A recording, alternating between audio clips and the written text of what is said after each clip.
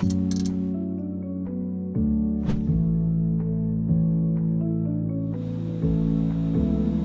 apa kabar para penonton yang berada di balik layar? Saya Johan Cias dan saya Reza Kesakian. Kami di sini akan menjelaskan tentang hubungan bilateral antara Indonesia dan Korea Selatan.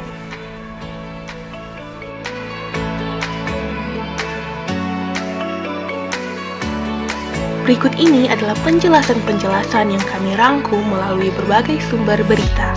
2019 hubungan diplomatik Indonesia dan Korea Selatan memasuki usia ke-46 tahun. Tentu saja hal ini membuat hubungan Indonesia dan Korea kemudian semakin mesra ya, sama seperti drama-drama Korea. Korea Selatan telah lama menjalin kemitraan bidang ekonomi strategis. Diplomasi budaya Korea Selatan dalam bidang hiburan dan budaya membawa berbagai pengaruh sejak dijalin pada September 1973. Kedua negara terus meningkatkan hubungan bilateral, regional maupun multilateral. Kedatangan Presiden Korea Selatan Moon Jae-in beserta istri ke Istana Bogor mendapatkan sambutan dari Presiden Joko Widodo dan Ibu Negara. Korea Selatan dan Indonesia akan bekerja sama di bidang industri, perdagangan, pertahanan, infrastruktur, dan ekonomi kreatif.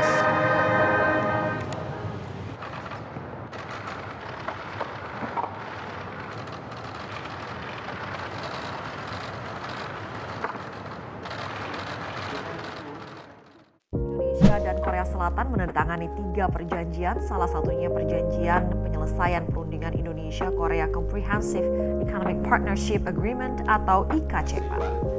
Dan saya berharap dokumen ini ditandatangani pada awal 2020. IKCPA adalah simbol komitmen kedua negara bagi keterbukaan ekonomi. Perjanjian atau nota kesepahaman yang dijalin antara di bidang ekonomi begitu yang diteken antara Indonesia dan juga Korsel. Mulai dari yang pertama adalah deklarasi bersama penyelesaian perundingan perjanjian kemitraan ekonomi komprehensif Indonesia dan Korea atau biasa disebut juga IKCPA. Nah, kemudian ada juga perjanjian bebas visa bagi pemegang paspor diplomatik dan dinas Indonesia Korea, termasuk juga sampai ke kerjasama teknis dari pemindahan dan juga pengembangan ibu kota baru. Jadi Korsel akan turun tangan nih terkait dengan pemindahan ibu kota baru ke Kalimantan dulu ya. Dalam 3 tahun terakhir nilai perdagangan atau total nilai antara ekspor yang berwarna hijau ini dan juga impor itu memang secara konsisten antara Indonesia dan Korsel menunjukkan peningkatan. Kita lihat di 2016 totalnya di sini kan ada 13,7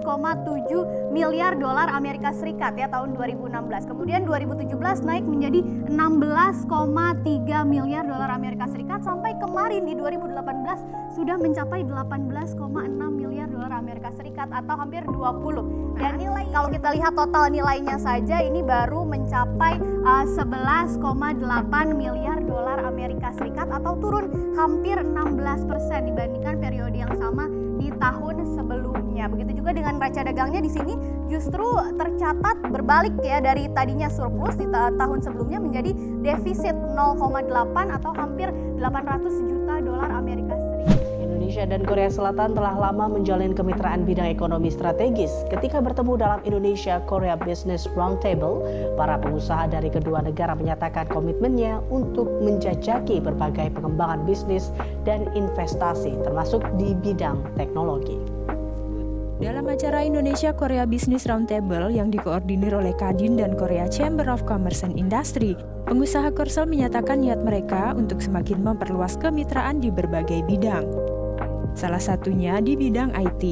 Di bidang IT dan teknologi, karena mereka akan meluncurkan 5G pada bulan Februari 2018 dan kerjasama di sektor ICT juga akan lebih ditingkatkan.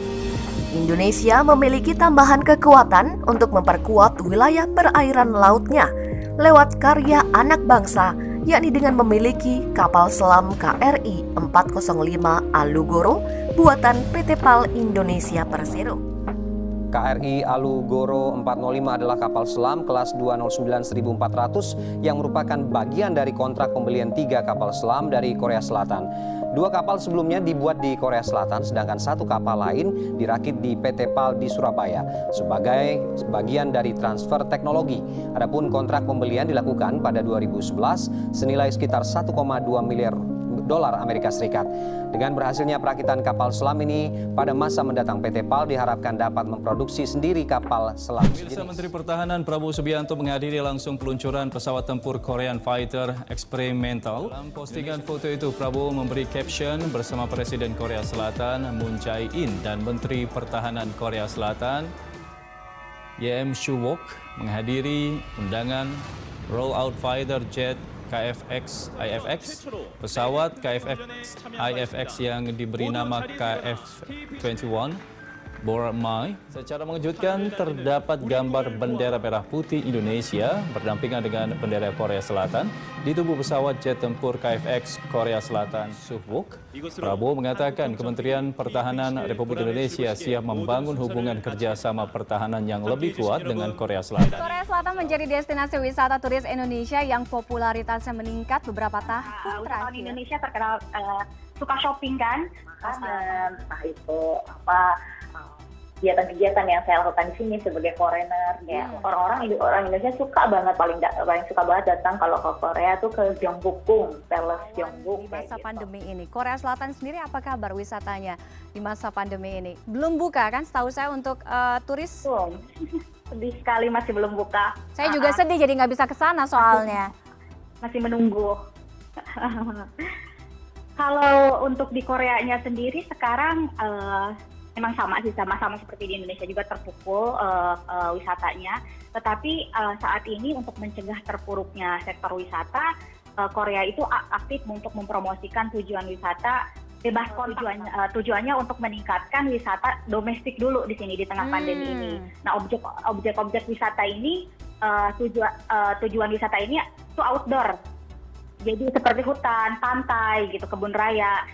Jadi sama sih sama di Indonesia, lebih di domestiknya dulu. Pertama tema umum itu menyangkut destinasi-destinasi atau atraksi wisata yang populer biasa seperti di Seoul atau di Busan atau di kota-kota lainnya gitu. Kemudian yang kedua ada tema khusus. Nah, tema khusus ini lebih khusus, misalkan K-food, khusus untuk jalan-jalan untuk mencoba makanan-makanan Korea atau atraksi-atraksi wisata yang anti mainstream yang masih belum dikenal gitu oleh orang Indonesia. Korea Selatan sepertinya sudah mewabah di Indonesia, termasuk ini mewabah ke Daniar sejak beberapa tahun terakhir, di mana penggemarnya tidak hanya anak-anak tapi juga orang dewasa. Ke sana ya, kita lihat informasinya.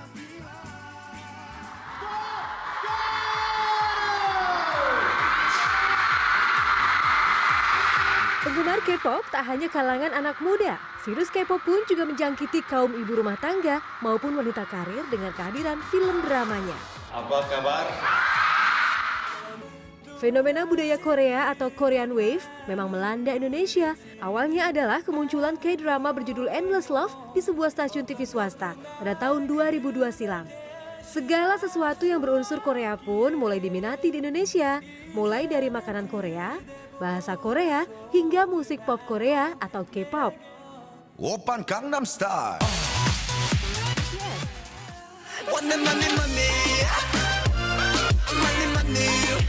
Masih banyak artis K-pop yang telah mendunia, seperti Big Bang, 21, dan Girls' Generation. Di Indonesia sendiri, virus K-pop telah menyebar ke gaya hidup. Musik yang unik, gaya pakaian yang eksentrik, didukung dengan ketampanan dan kecantikan anggota boyband dan girlband K-pop, menjadi daya tarik yang kuat.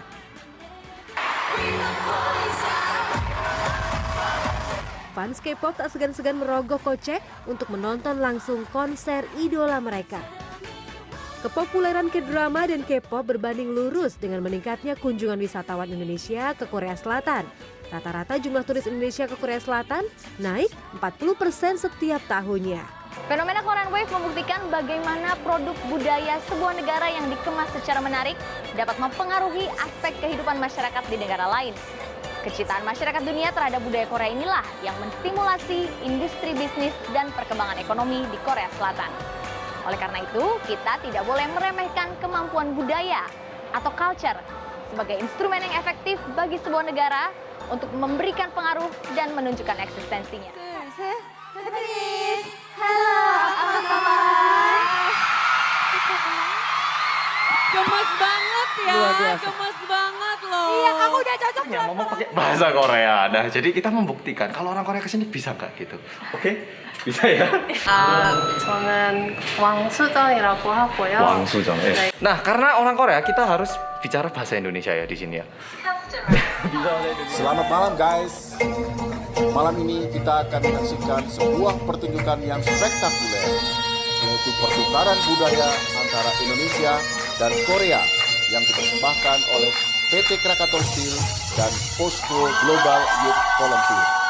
Oke guys, mari kita saksikan bersama-sama pertunjukan yang meriah.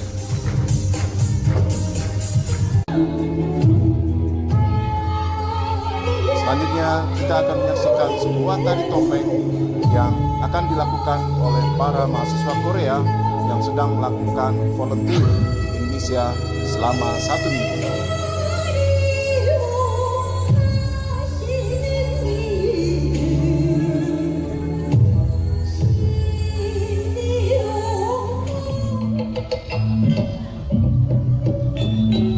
Selanjutnya kita akan melihat tari perang yang dipersembahkan oleh Badan Kesenian dan Olahraga PT Krakatau Steel. Tari merak ini sangat indah seperti layaknya seekor burung merak. Oke guys, mari kita lihat sama-sama ya.